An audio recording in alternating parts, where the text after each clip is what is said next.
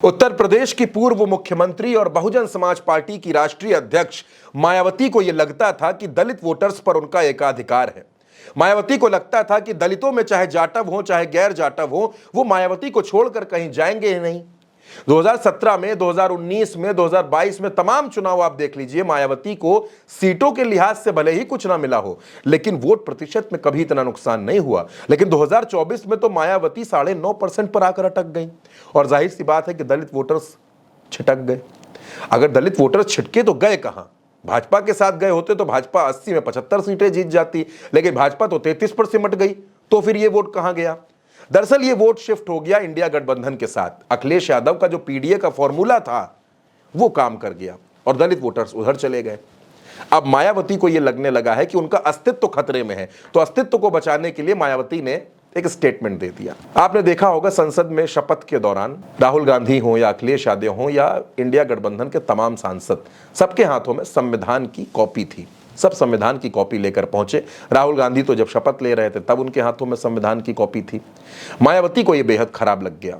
मायावती ने कह दिया कि भारतीय जनता पार्टी हो या इंडिया का गठबंधन हो, ये दोनों ही संविधान की मूल भावना के साथ छेड़छाड़ कर रहे हैं। अब दोस्तों, हाथों में संविधान को लेकर सदन के अंदर जाना, ये मूल भावना के साथ छेड़छाड़ कैसे हो सकता है? दरअसल मायावती पर लंबे वक्त से भारतीय जनता पार्टी की बी टीम होने का आरोप लगा है और यह आरोप अब इतना ज्यादा मजबूत हो गया कि दलित वोटर्स भी मायावती से बिखरने लगे, शिफ्ट होने लगे। उधर चंद्रशेखर पश्चिमी उत्तर प्रदेश में खड़े हो गए, यानी मायावती चौतरफा घिरी हुई है। मायावती को कुछ समझ में नहीं आ रहा। 80 की 80 सीटों पर मायावती चुनाव हार गई। मायावती ने जितने प्रत्याशी उतारे सब चुनाव हार गए। वोट परसेंट 9.5% के आसपास बचा।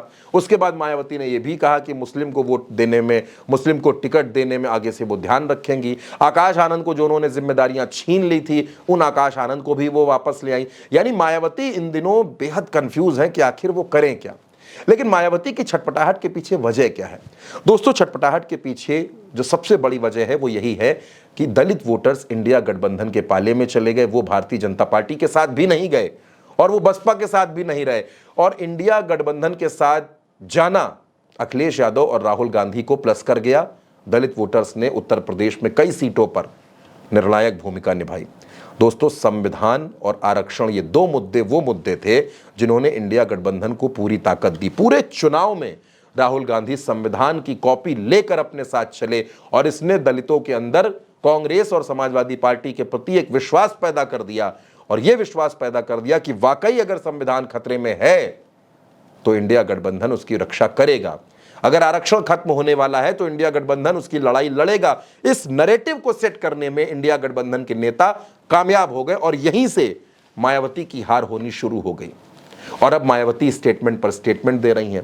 मायावती अपनी पार्टी में तमाम बदलाव कर रही हैं। जैसे उन्होंने सेक्टर सिस्टम को लागू कर दिया है, उन्होंने सदस्यता शुल्क को 200 रुपए से घटाकर 50 रुपए कर दिया है, आकाश आनंद की जिम्मेदारियां वापस कर दी हैं, नेशनल कोऑर्डिनेटर फिर से बना दिया है, उत्तराधिकारी फिर से बना दिया है। यानी मायावती ने जो फैसले चुनाव के दौरान लिए थे, जिसका काफी नुकसान मायावती ने उठाया, अब मायावती फिर उन फैसलों पर वापस आ रही हैं।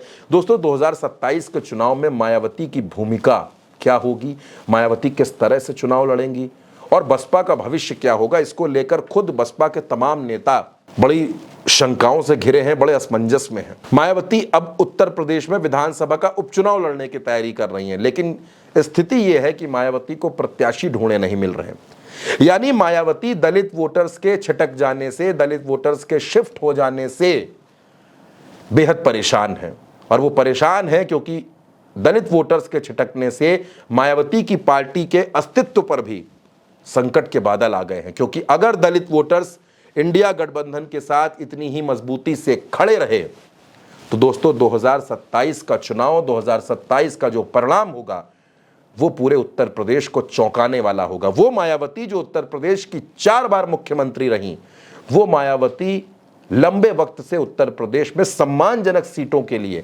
संघर्ष कर रही हैं। और अब मायावती क्या करेंगी, आकाश आनंद क्या करेंगे, सतीश चंद्र मिश्रा क्या करेंगे, क्योंकि पार्टी के तमाम नेता छोड़ कर जा चुके हैं। बहुजन समाज पार्टी से दलित वोटर्स शिफ्ट हो रहा है। मुस्लिम वोट्स मायावती पर भरोसा नहीं कर रहा।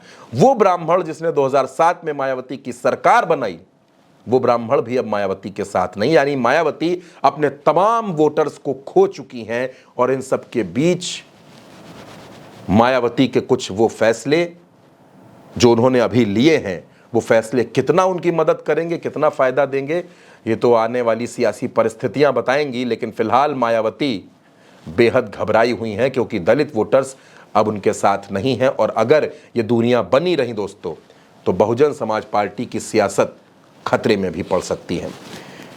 क्या मायावती पर लगे बी टीम के आरोप और मायावती ने जिस तरह उत्तर प्रदेश में 2024 का चुनाव लड़ा, ये मायावती को नुकसान कर गया? क्या मायावती अगर इंडिया गठबंधन के साथ जाती तो स्थिति ज्यादा बेहतर हो सकती थी? दोस्तों, इन दोनों बातों पर आपकी जो भी राय है, अपनी राय हमें जरूर बताइएगा। आपकी राय जानना हमारे लिए बेहद जरूरी है। और अगर आपने चैनल को सब्सक्राइब नहीं किया है तो सब्सक्राइब जरूर करिएगा। फिलहाल के लिए इतना ही, मुझे दीजिए इजाजत। नमस्कार।